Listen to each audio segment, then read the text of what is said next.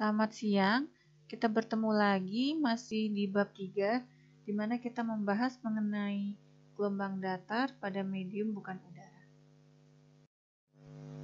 Sebelum kita membahas mengenai persamaan gelombang datar yang merambat pada medium bukan udara, kita melakukan review dulu terhadap gelombang datar yang merambat udara.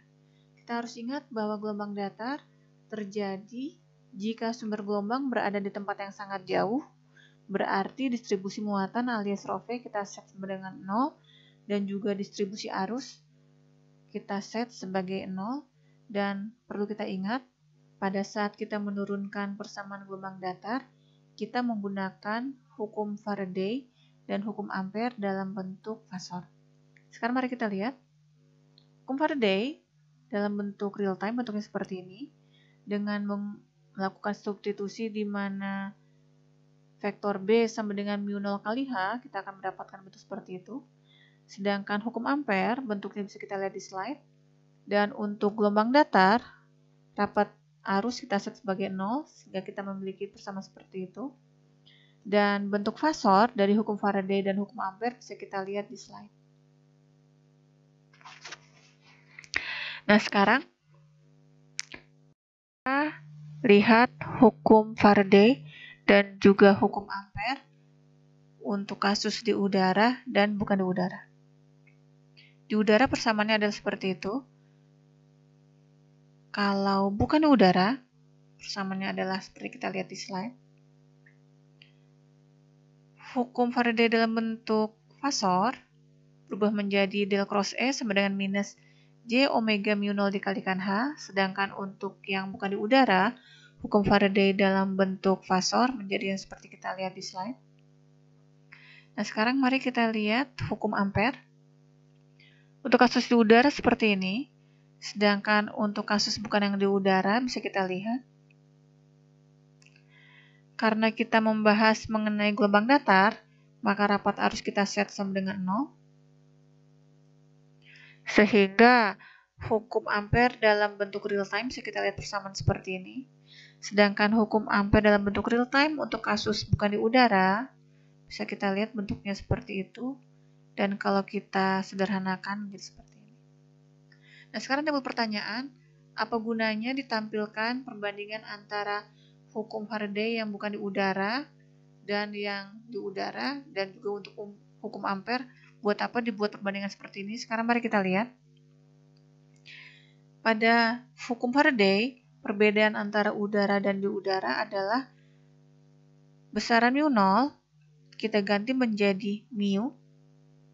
Sedangkan pada hukum Ampere, kalau kita lihat, besaran J kali omega kali epsilon 0 diganti menjadi sigma plus J omega epsilon. Dengan kata lain, epsilon 0 kita ganti dengan epsilon dikurangi J dikalikan sigma per omega.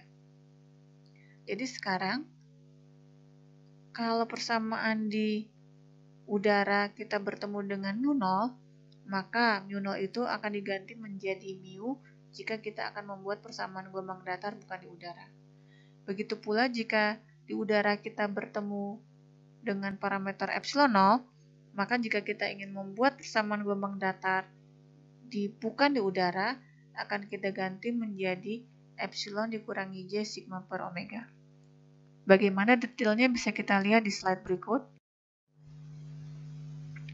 Misalkan kita memiliki gelombang datar yang merambat ke arah sumbu Z positif, di mana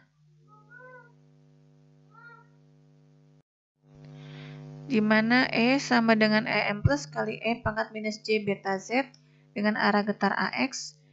Nah, sekarang kita harus ingat bahwa J beta sama dengan J dikalikan omega dikalikan akar epsilon 0 kali mu 0.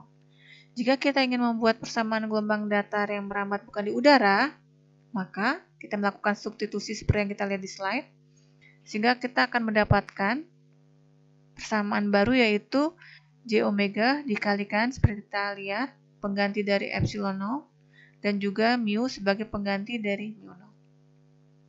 Di mana kalau kita lihat persamaan yang berwarna kuning ini adalah bilangan imajiner, sedangkan persamaan yang berwarna hijau ini adalah bilangan kompleks. Sehingga, kalau kita ingin membuat persamaan gelombang datar dalam bentuk fasor untuk gelombang yang merambat bukan di udara, persamaannya berubah menjadi seperti kita lihat di slide, di mana besaran J beta kita ganti menjadi besaran gamma, di mana gamma rumusnya seperti ini. Karena ini adalah bilangan kompleks, maka si gamma itu sendiri bisa dinyatakan dengan alfa plus J beta.